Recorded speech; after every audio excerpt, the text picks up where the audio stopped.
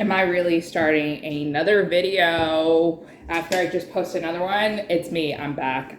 So clearly I am still in my kitchen, but I just filmed one video and then I decided that I'm bored. I'm gonna go, put on some real clothes and then I'm gonna go to the mall, which is like 30 minutes away from my house. I bought myself a really expensive Starbucks drink. Like, somebody tell me why Starbucks is so expensive now. Like, this was $7 Canadian. That is so expensive. And I think, like, it's more expensive for me to buy in store as opposed to me buying on Uber Eats, which is insane to me. But this was also $7 because I tipped $1. So, like, really, it was $6 and something cents. Should I do a little haul of all the things I bought? Not very interesting because it wasn't books related, but I thought it'd be fucking hilarious if I just like do like a grocery haul that nobody asked for as I intro to do something else that's bookish related. But first thing I got was a Cinnabon. If you don't know what a Cinnabon is, it's a giant cinnamon roll. And I always see them like at the mall. I never get it. And I smelled it. And I was like, you know what? I'm going to treat myself because it's Sunday. I have to start the work week again tomorrow, which is awful. So why not get a Cinnabon. And then I got a loaf of bread that's like really squished now. Here you go, Mom. This is for you. So obviously self-explanatory. You need some bread in your life. You need to make some sandwiches for lunch. So we need some bread. And then I got these two little boxes of blackberries. I wish I got some blueberries too as well for my morning yogurt, but it looked like that they ran out and that sucks.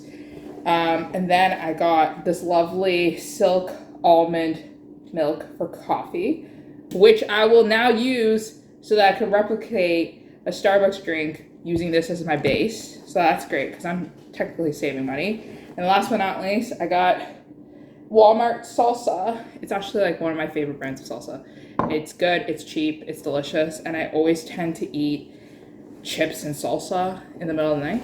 But anyways, oh wait, there are some other things that I have to show you. The most expensive thing that I actually bought this entire trip, I'm like off camera right now, is this Huda Beauty color corrector for underneath my eyes. Cause I don't know, like I just have dark under eye circles and I saw this on TikTok and I was influenced to go buy something to cover up and correct the color underneath my eyes.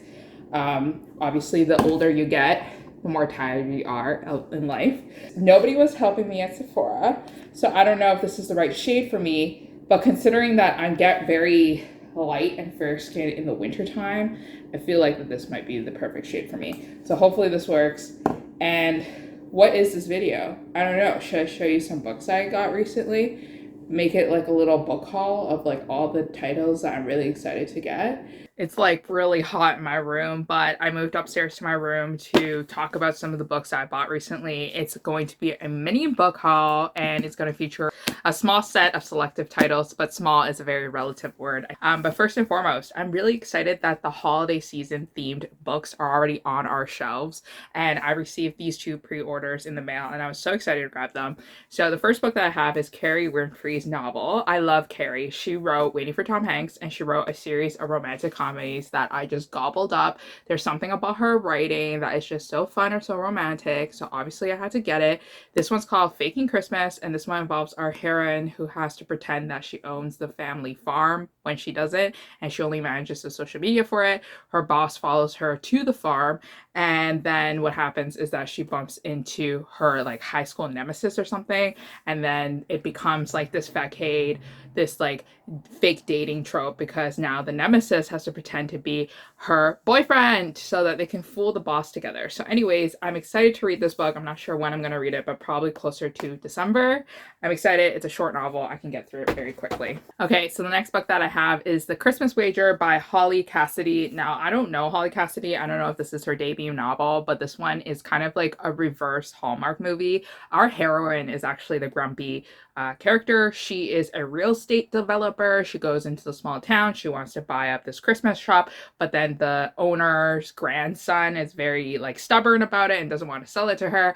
And so they decide to compete in the holiday games so that whoever wins the holiday games they will own the holiday shop, and then therefore they can do whatever they want with it. And obviously the loser has to leave town. Okay, so the next book is a book that's actually gifted to me from St. Martin's Press. This one's called Never Wager with a Wallflower by Virginia Heath, and this is, I think, book number 3 in her series. It's the third and final delightful installment in the Merriwell Sisters Regency rom-com series. That's a long tagline, but there it is. This one comes out in November, and this one sounds like it's really fun. It's an enemies to lovers trope. It's opposites attract. Our heroine is academic, and she wants to find love, obviously, because she's 23, but she has really bad romantic pursuits pursuing her.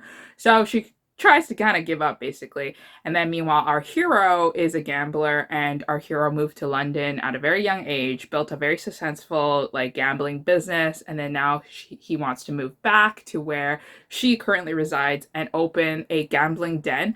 The only problem is that she lives right beside the area that he wants to develop the property on, and she actually owns an orphanage there. So now they're butting head to head. So this should be a very fun read. I love historical romances, obviously, so this one's definitely on my radar. So speaking of historical romances, I have the new one from Diana Quincy. This one is called The Duke Gets Desperate, and it's part of her Sirens and Silk series. This one sounds like it's going to be really interesting and very drama-filled. So this one involves our hero who thinks that he's going to inherit the land, inherit the property that he so rightfully owns, but then whatever happens is that he loses everything. He doesn't have anything at all. It goes to the stepmother, okay? And then the stepmother mysteriously dies, and then our heroine now owns everything and the whole property. So obviously there is going to be a lot of drama, and it's going to be very scandalous between our hero and heroine as they fight for the dukedom or for the entitled estate and things like that. The next book that I have is this one called The Love Plot by Samantha Young, and honestly I want to read this book really badly.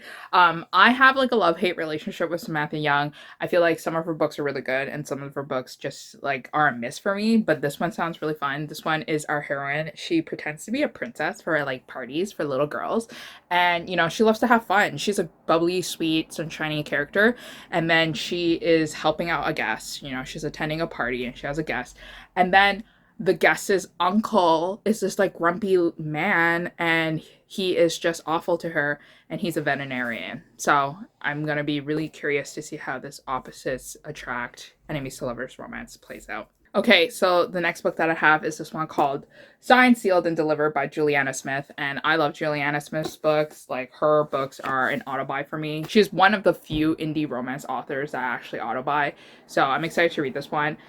This one is a best friend's little sister romance, and it's forbidden romance because our hero does not want to ruin the relationship that he has with his best friend, which is also our heroine's older brother. And then his best friend asks him for a favor and says, can you rent out your apartment to my younger sister so she has a place to live?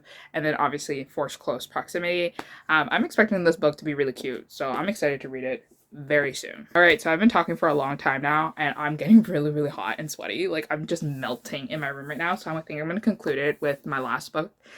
This one is a cookbook. I know, it's so weird. It's called Baking Yesterday, and it's by B. Dylan Hollis. And I know you guys are like, wait, what? Why do you have a cookbook?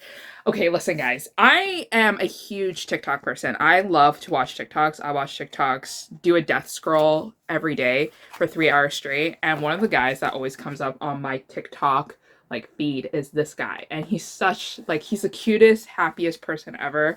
And what he does is that he actually finds old cookbooks from estate sales, thrift shops, whatever the freak, and they're all these weird, quirky recipes, and he taste tests them. He makes them, he tries his best, and then he sees if he likes it or not. So this cookbook is really just an accumulation of all the recipes that he has tried in the past that he thinks are so good and well deserving that we should try to recreate them ourselves at home. And honestly, I don't know how high the chances are that I'm actually going to sit there and actually sift through making a midnight Malamute cake anytime soon. But I love flipping through the pages and just looking at him and the cards that he collects. But yeah, the pictures look great, and I want to try it out one day, but not soon. that's the last book that I want to show you guys. But thank you for coming back to my channel to watch another video of mine. I will see you guys again in a new one. And as always, leave some recommendations of videos that I should post in the next couple of weeks. And maybe I'll do it. For now, I'm going to go take a shower because I'm really hot. I'll see you guys again later. Bye.